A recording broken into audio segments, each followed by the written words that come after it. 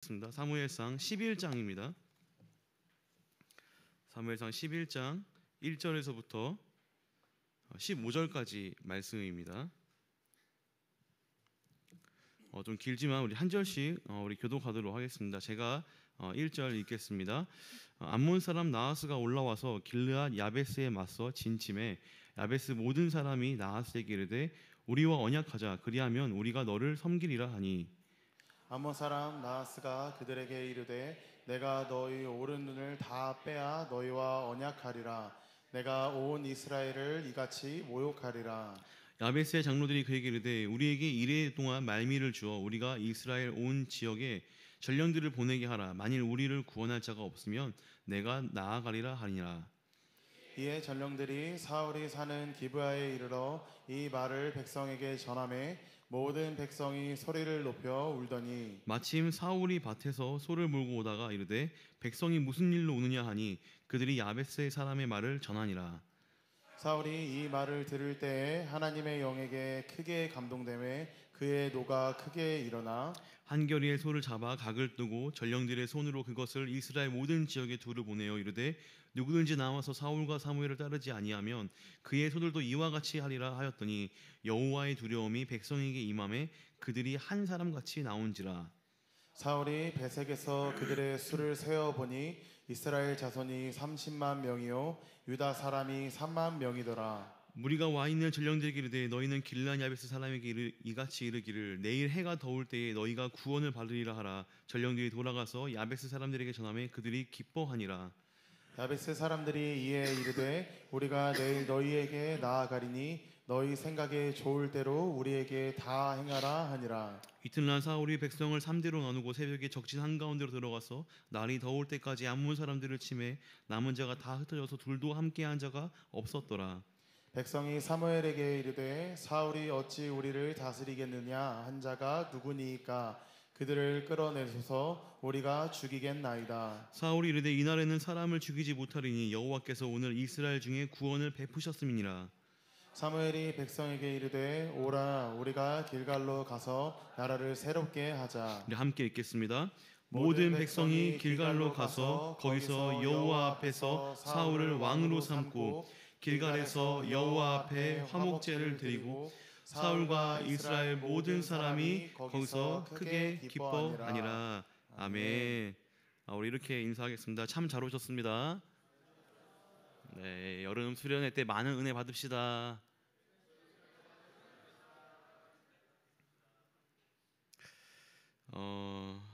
저희 임원들끼리 이제 새로운 장소를 구하면서 여러 가지 이야기를 했었는데 그 이야기 중에 제일 이제 획기적이고 재밌었던 것이 이거였습니다. 목사님 이번에 출석 신청자가 적을 것 같아가지고요. 어떻게 하면 좋을까요? 라고 이렇게 얘기를 하더라고요. 제가 그래서 한번 우리 민중들의 심리를 한번 건드려 보자 해가지고 선착순 100명만 받는다 라고 이렇게 딱 얘기를 하고 그러면은 어떨까라고 했는데 우리 임원들이 하나같이 그러면 제가 안 가고 양보할 테니까 다른 사람들 가게 하라고 이렇게 반응들이 나올 것 같다라고 이렇게 얘기를 하더라고요. 여러분들 제가 나중에 얘기하겠지만 저희 이번에 150명이 가야 합니다. 그래야지 샤워장을 쓸 수가 있어요. 여러분들 못 가시니 이게 뭐 물론 각 방마다 샤워실과 화장실과 세면대가 다 있지만 이제 공용으로 쓸 수 있는 좋은 데를 이제 150명이 가야 되니까요. 못 가시는 분들은 친구라도 대신 가라고 이렇게 얘기를 하던가 저도 저희 일가 친척도 다 끌어올 테니까 좀 많이 참여해서 우리가 좋은 환경에서 우리가 수련회 진행했으면 좋겠습니다. 여러분들 더 나은 사람들, 내가 조금 더 좋은 사람이 되고자 하는 욕구는 누구나 있을 것입니다. 저도 마찬가지예요. 저도 좀 더 좋은 사람이 되고 싶다는 생각을 늘 합니다. 그래서 오랜만에 제가 이제 어저께 설교 준비를 하다가 제 이제 책상 밑에 있는 결혼식 스냅 사진을 한번 열어봤어요. 정말 제가 웬만하면 잘 안 열어보는데 제가 그 7년 전에 찍었던 그 결혼식 스냅 사진을 보니까 7년 전에 제 모습과 7년 후에 제 모습이 더 안 좋게 변해 있더라고요. 살도 찌고 머리는 더 이렇게 이마가 더 이렇게 드러나 있고 굉장히 좀 이렇게 날렵했던 것 같은데 지금은 이렇게 아저씨가 되어가지고 그런 모습들이 어저께 제가 설교 준비하면서 좀 약간 힘들었던 모습이 있었습니다. 그러니까 여러분들 더 나은 사람이 된다라는 것은요 굉장한 어려움이 있는, 그러니까 보통 의지로는 되기 힘든 것을 얘기하고 있죠. 내가 무슨 자기계발서를 많이 읽는다고 해서 내가 이렇게 좋은 사람으로 바뀐다던가, 뭐 공부를 하거나 뭐 학위를 따던가, 남들이 하지 못한 뭐 엄청난 경험을 한다고 해서, 물론 뭐 이게 뭐 이력서에 도움은 될 수 있지만 그런 경험들과 그런 공부가 나를 좋은 사람으로, 더 나은 사람으로 바뀌게 하는 건 아닌 것 같습니다. 우리가 계속 보고 있는 이제 사울 왕 있잖아요. 이 사울 왕도 어찌 보면 이런 비슷한 케이스인 것 같아요. 사실 사울 왕은 스스로 바뀌는 것이 아니라, 내가 어떤 자의에 의해서 변화되고 나은 사람이 되는 것이 아니라 계속해서 외부적 요인으로 인해 그의 상황과 그가 변화되는 것을 우리가 계속 보고 있습니다. 물론 그가 가졌던 이전의 삶, 이전에 살았던 그 삶의 모습이 관성처럼 그를 끌어당기지만, 하나님께서 그의 인생을 주목하셔서 그를 계속해서 왕의 자리로, 더 나은 자리로 변화시켜 가고 있는 것을 우리가 말씀을 통해 보고 있다는 것이죠. 이제 오늘 본문 말씀에서는요, 이제 새로운 지명이, 그러니까 새로운 지역이 소개가 되는데, 그 지역이 어디냐면 길르앗 야베스라는 동네입니다. 길르앗 야베스. 이곳은 특별히 베냐민 지파와 좀 깊은 연관이 있습니다. 여러분들 사울이 어디 지파인지 아시죠? 베냐민 지파 사람들입니다.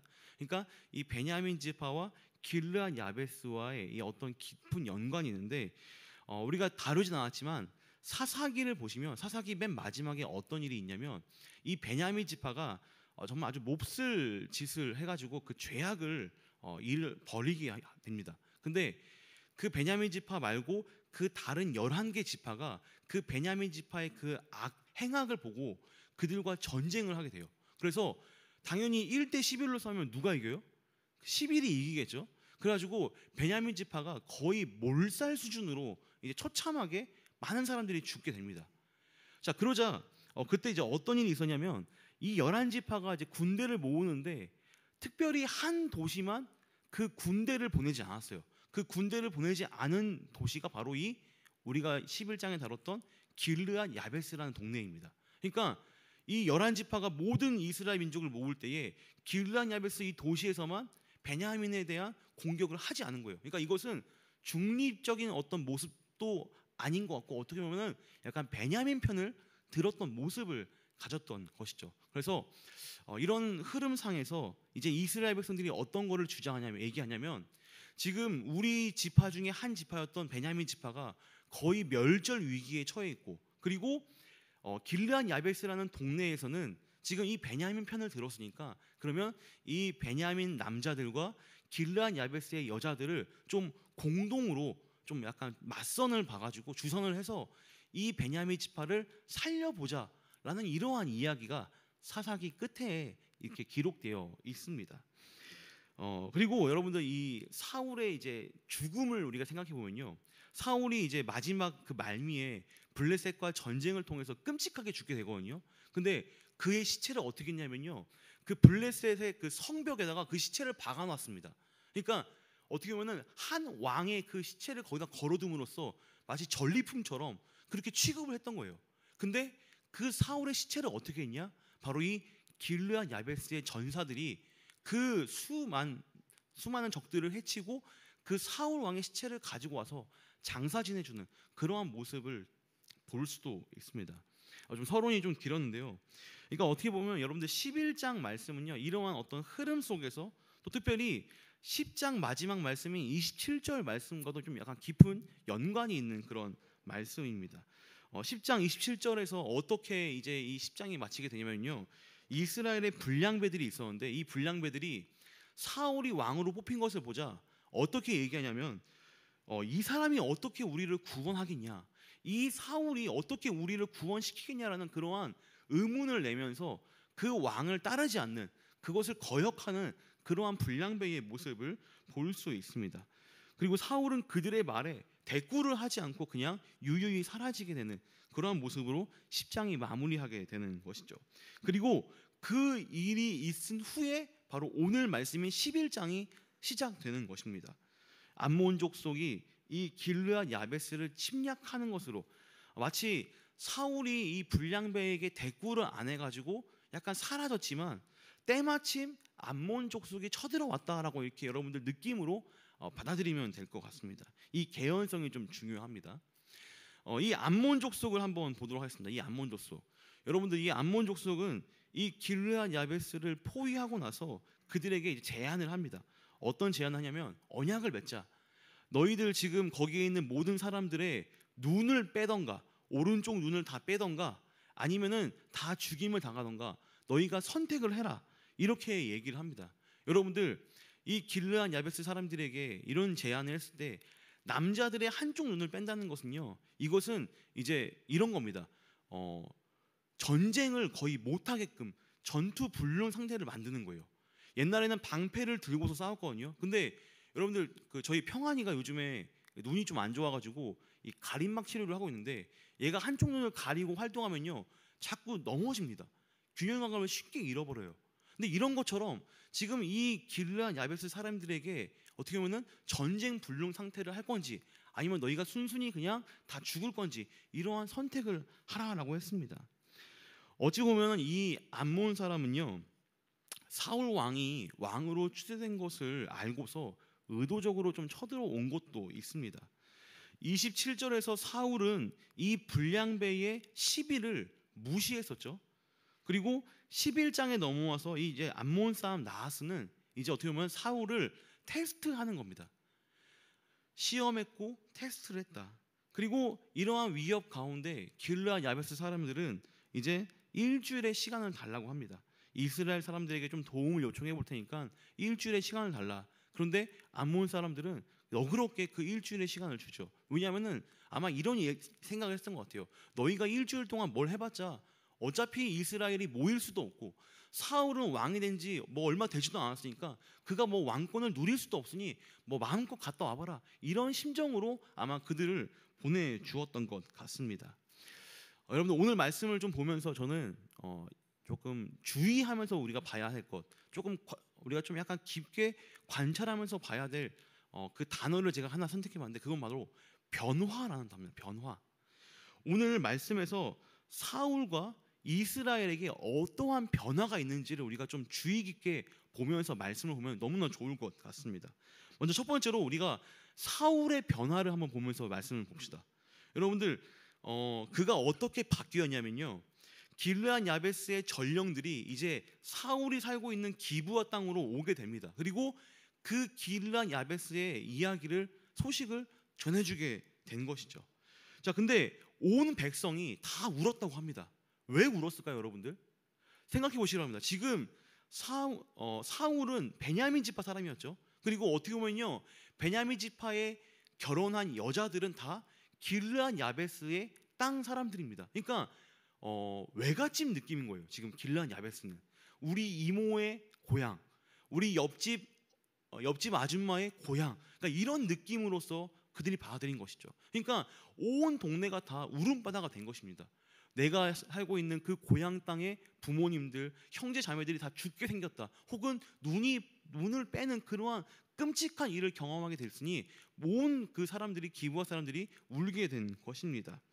자, 그 울음소리를 사울이 들었을 때 사울은 무엇을 하고 있었냐면 우리 함께 4절과 5절 말씀 한번 읽어보도록 하겠습니다. 4절과 5절입니다. 시작.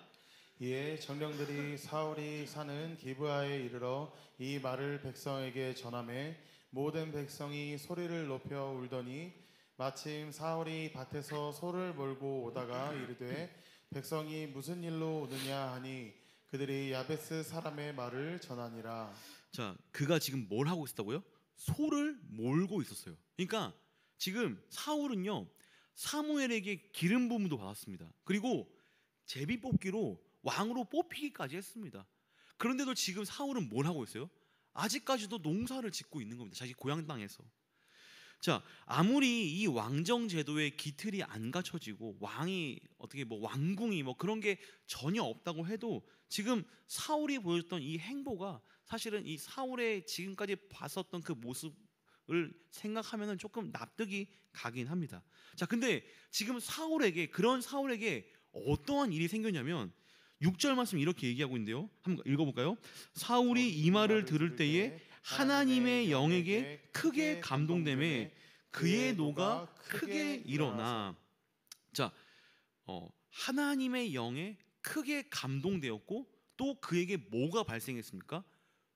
분노가 발생한 것입니다. 그러니까 크게라는 이 두 단어를 같이 쓰므로써 그가 지금 얼마나 격양되었는지를 얘기해주고 있는 것이죠.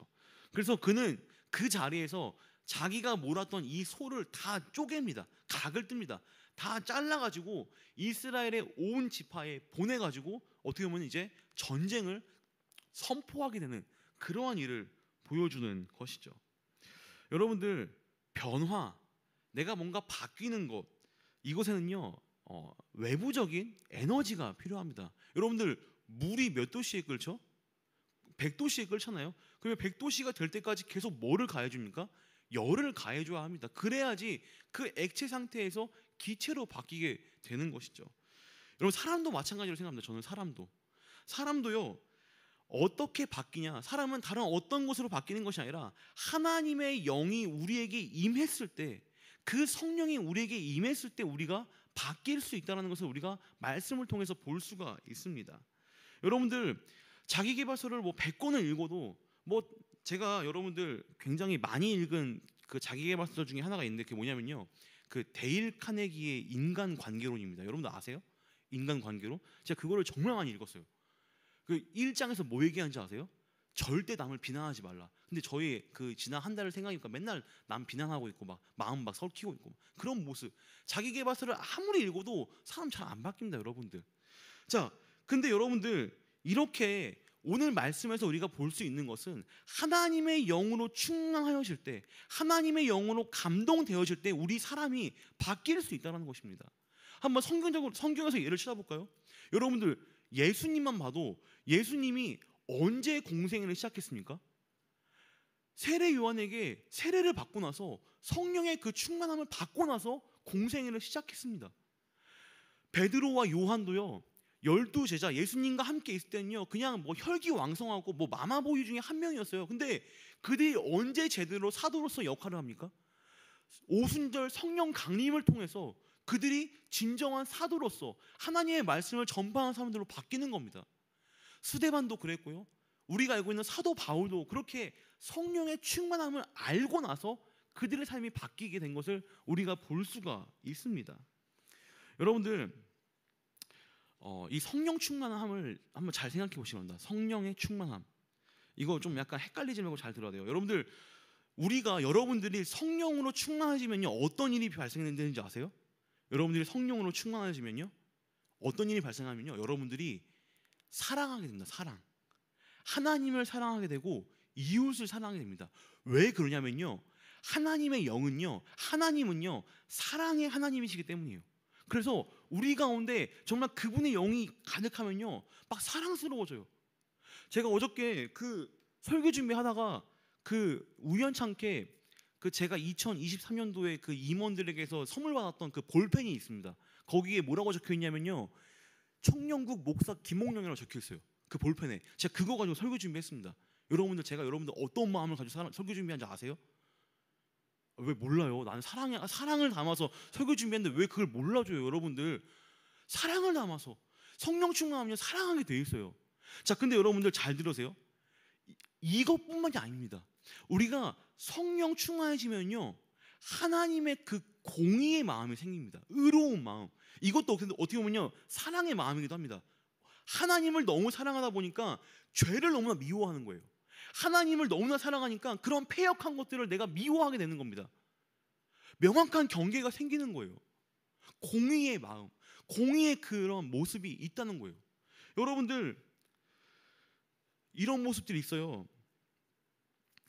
성령 충만한데 내가 물론 사랑하지만 막 열받아. 내가 은혜가 충만하고 기도를 많이 했는데 막 열받아요. 어떤 모습에? 내 모습에.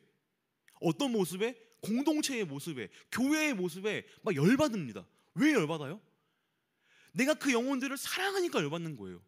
내가 그것들이 잘못된 길로 가고 있으니까 열받는 거예요. 그래서 제가 여러분들 공동체 지체 중에 성령 충만해져가지고 열받는 지체도 몇 명 있었어요. 근데 제가 그런 분들은 잘 안 건드립니다. 그냥 알아서 그냥 그 좀 약간 좀 삭혀라 이렇게 얘기하긴 하는데 안 건드려요 잘. 이런 모습이 있다는 거예요.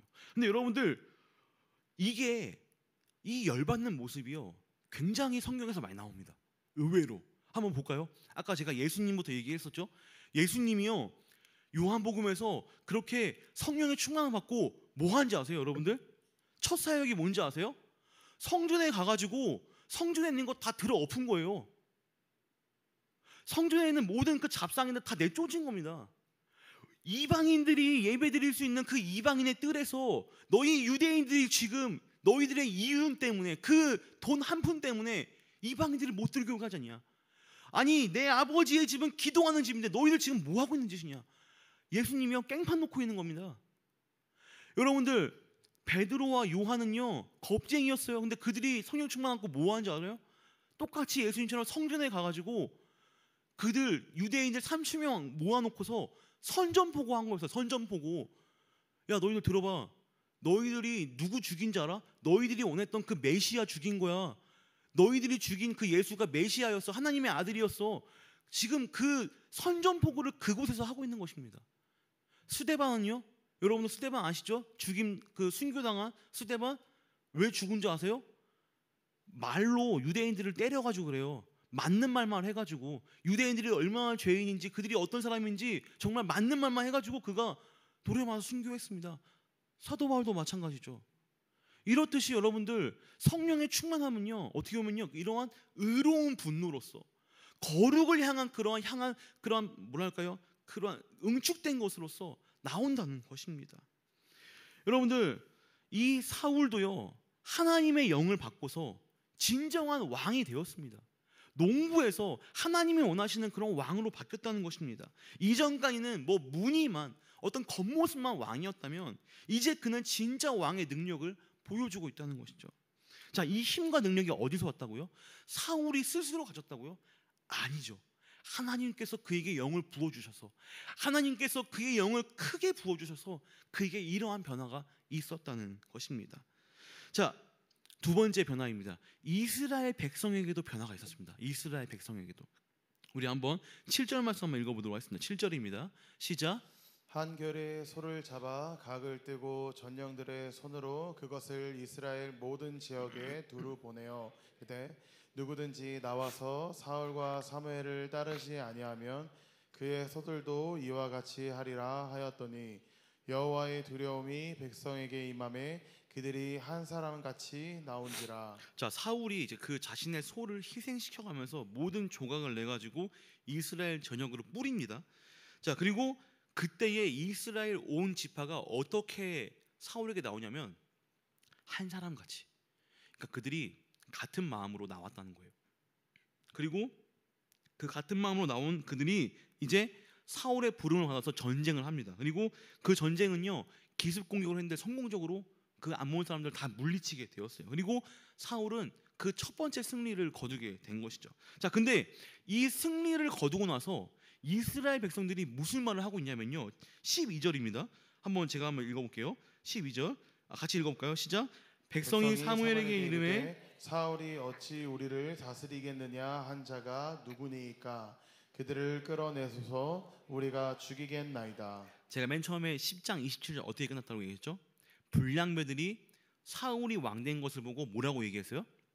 사울 얘가 무슨 우리를 구원하겠냐, 얘가 어떻게 우리를 구원하겠냐 이렇게 비꼬면서 말을 했는데 지금 이제 반대로 이스라엘 백성들이 지금 뭘 하고 있는 거예요?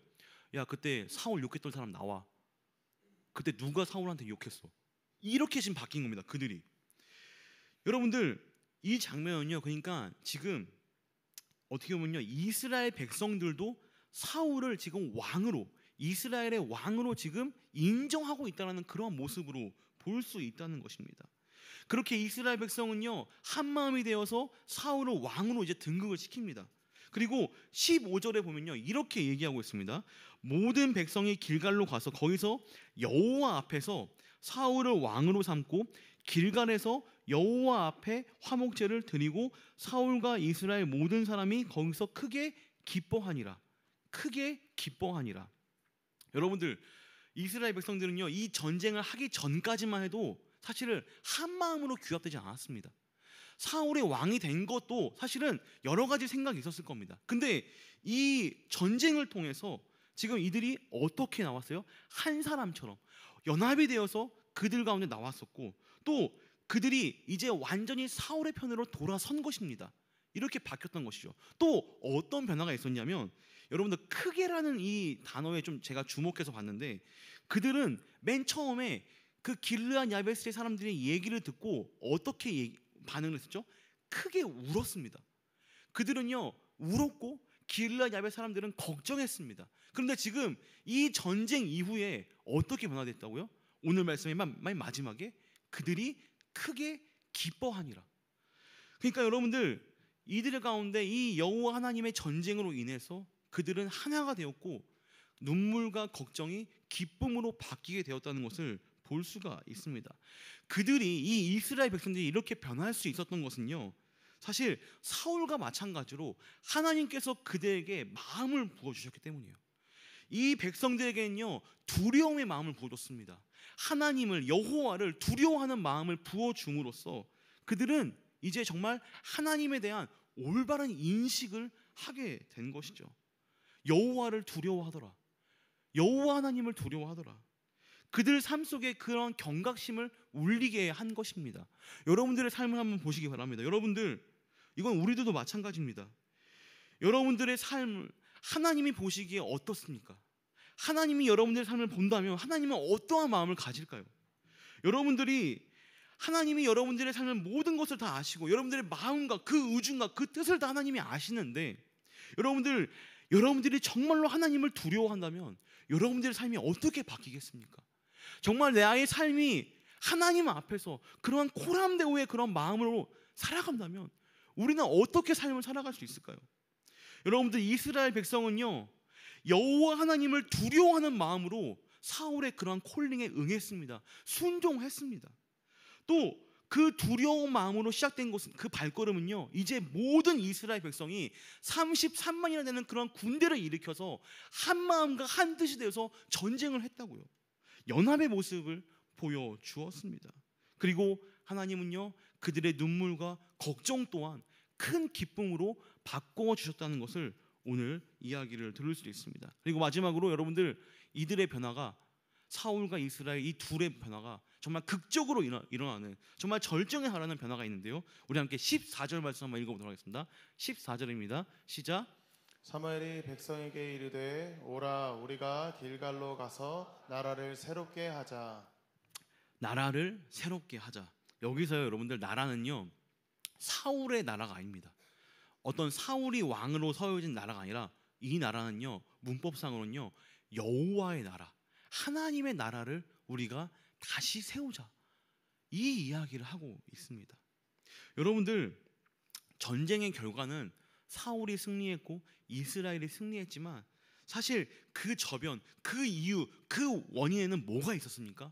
하나님의 그러한 임재, 하나님이 그들의 마음을 일으켜 주셔서 그들을 승리로 이끌고, 그리고 그 길갈이란 땅에서 어떻게 보면요 이스라엘 백성들이 처음 가나안 땅에 들어와서 하나님께 예배하고 선포하고 모두 다 같이 할례를 하는 그러한 역사적인 자리, 어떻게 여호와의 나라가 시작되었던 그 자리에서 다시 한번 갱신되는 그러한 모습을 지금 보여주고 있다는 것입니다.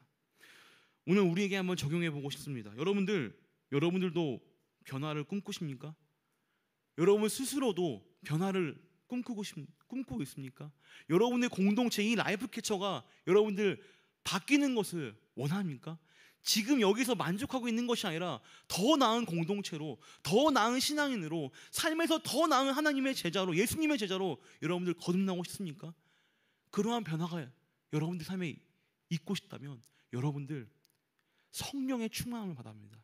성령의 충만함, 하나님의 영으로 여러분들 가득 채워져야 합니다. 그거밖에는 없습니다.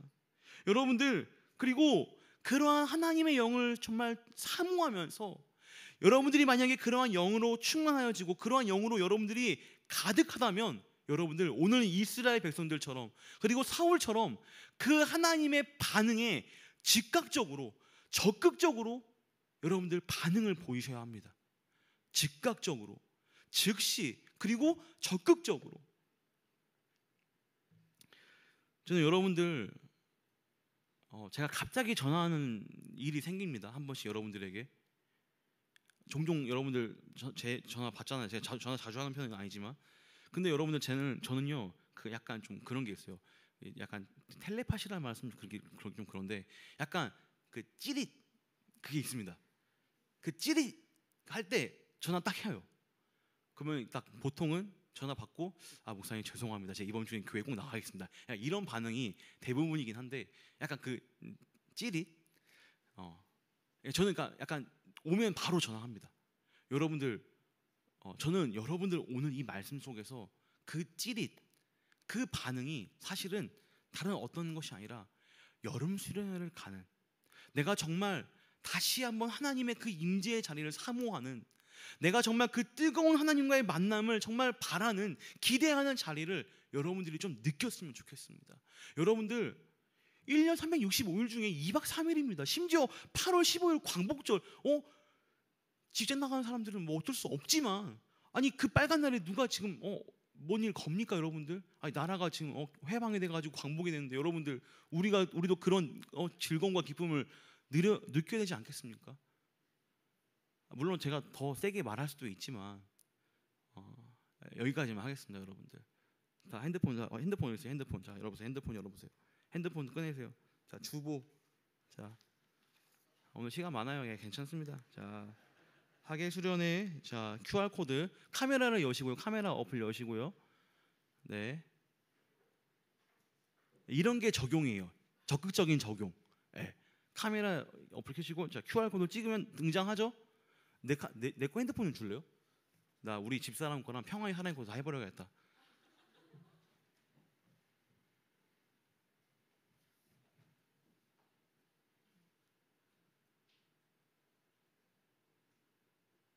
잘 맞춰야 돼요. 밑에 걸로.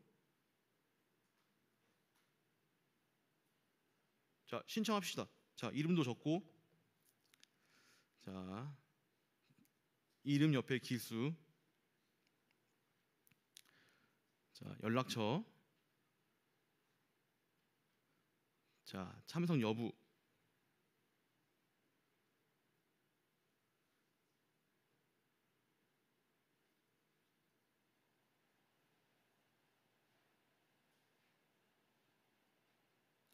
친절하게 또 이렇게 그것도 넣으라 하네요. 슬롯이라고 했네.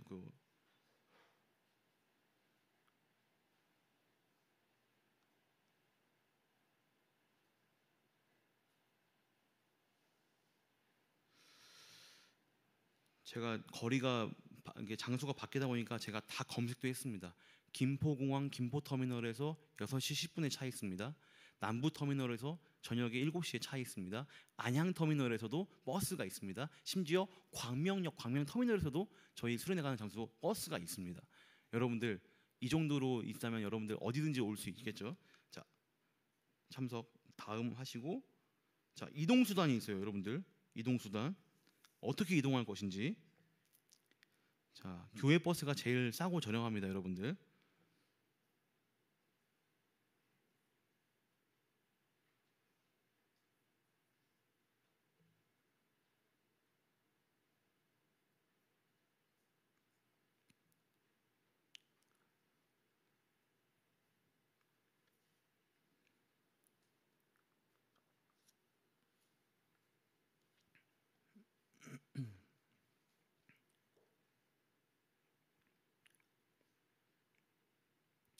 자 1분 드리겠습니다. 1분 마무리합시다.